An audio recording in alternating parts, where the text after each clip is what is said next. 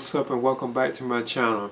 Now today I'm going to be giving a review for the film Lilo and Stitch. Now this is a science fiction comedy film and it is also a live action animated remake of the 2002 Lilo and Stitch film. And I must admit I have never seen the original 2002 Lilo and Stitch animated film, but I still plan on watching it, you know. That's why I was kind of hesitant about watching this one, but I decided to watch it anyway. But yeah, this film, of course, you know, a fugitive alien who escapes from like its planet and ends up going to Earth and ends up on a Hawaiian island and befriends like a young girl, well, orphan girl known as Lilo. So yeah, that's basically what the film is about. And of course, you know, you have like the creator of Stitch. He has to come to Earth to pursue Stitch, and yeah, I guess you could say that's like the actual antagonist of the film, known as Dr. Jukiba. Then that's how you pronounce it. Yeah, he was like the mad scientist who created Stitch. But once Stitch does show up like on like Earth, what at the Hawaii island that he ends up at, he becomes like friends with like a Lilo. Then Lilo has an older sister known as Nanny. I think that's how you pronounce it. And of course, you know, Nanny is the one who's actually like almost like her legal guardian. She is her legal guardian. Like her older sister, Nanny is like the legal guardian of Lilo. But at the same time, she has like social workers that she has to deal with. Because like Lilo could be like kind of like a girl, and she's like an orphan girl. So she could be kind of like, I guess you could say like reckless and kind of bad at times. Because she does have moments where she's like very like kind of like annoying and stuff like that. She'll cause like commotions and all that kind of stuff, and the social workers know all about this. Plus, like their living arrangements where they were living at was kind of like bad too as well. So Nanny also has to deal with like social workers coming around, threatening to take Lilo away or putting her somewhere like in like a foster home and stuff like that if she don't get herself like together, basically. Because like one of the social workers is played by Tia Karari. I think that's how you pronounce her name. Yeah, she plays one of the social workers. She's actually like the main social worker that does show up a lot, telling Nanny that she has to be very like loving or like, you know, caring with like Lilo, so she won't lose Lilo. She has to actually treat Lilo like that's her daughter. So I thought those kind of moments in the film were that was pretty interesting, that they had like moments like that. Like the story itself is dealing with the idea of like social workers and this girl who has to take care of like her younger sister.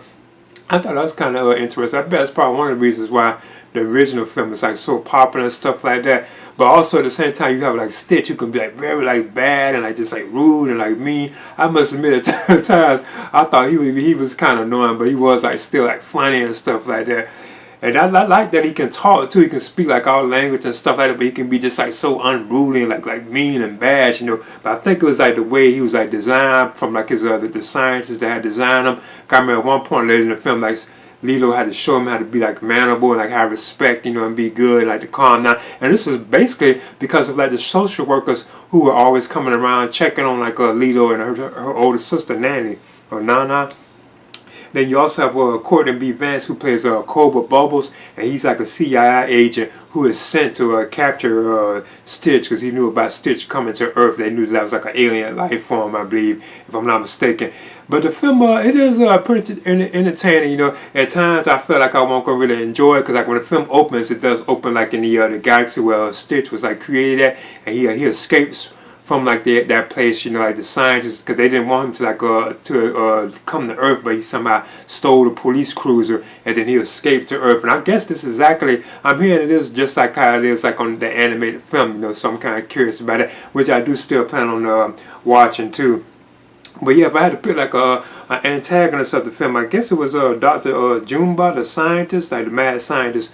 He was actually the one that created Stitch, because he called Stitch 626. So he was actually like the main, I guess you could say, like villain of the film, because when he does come to Earth, he has like a counterpart who comes with him too, and they are able to like morph their like appearance, so they can change to looking like humans, because they don't really look human, they look like alien type stuff, you know, but they're able to morph like their appearance, physical appearance, to make them look like humans, so they can blend in with humans while they're trying to find out where Stitch is located at. And then they do find out that he's with Lilo, and of course they have like the usual, you know, like stuff, trying to capture like Stitch while he's with Lilo and stuff like that. But I thought the chemistry between Lilo and Stitch, it was funny, you know, like and like cute and stuff like that. I know the girl that plays Lilo, I think this is her like debut performance like in films. Her name is known as I think Maya or Mia Kaleo. Okay, Leo, I think that's her name. But this is like her debut film, if I'm not mistaken.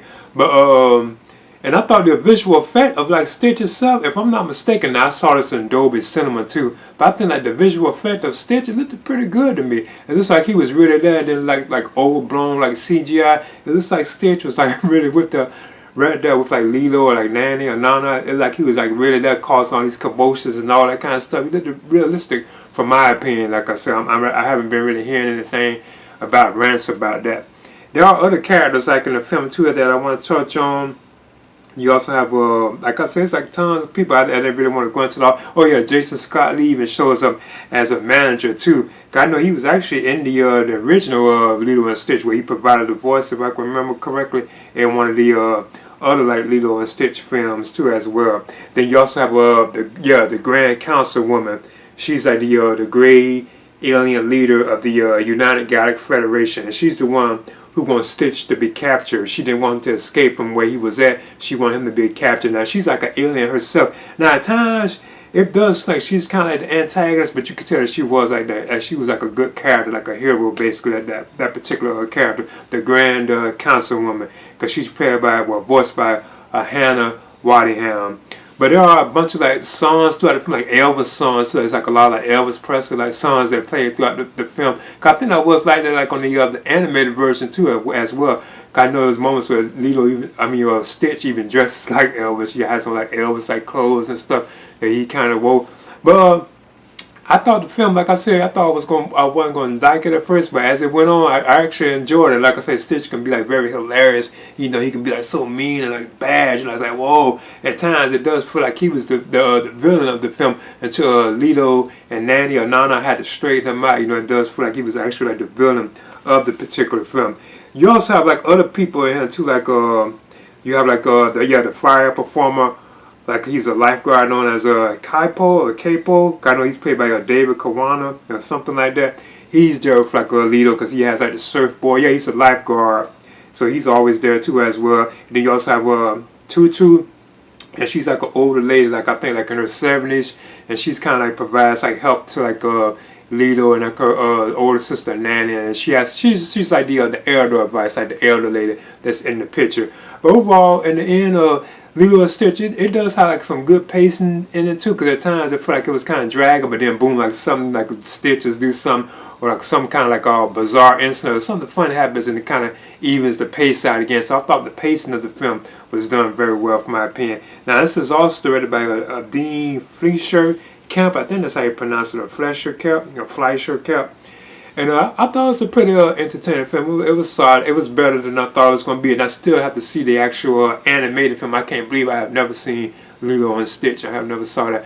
But in the end of this particular film, I'm going to give it a B-. And I would definitely recommend it for like fans of like the Lilo and Stitch animated film, because like I say, I'm not too sure how close it is to that, because I know like the other animated films that were returned live action, they were exactly like how the animated film was, like Beauty and the Beast, like The Lion King, Aladdin, The Little Mermaid. Whoa, it was just like they just took all the scenes, just made them live action. So I'm assuming this was definitely how that was, you know. But then I'm gonna give this a B-.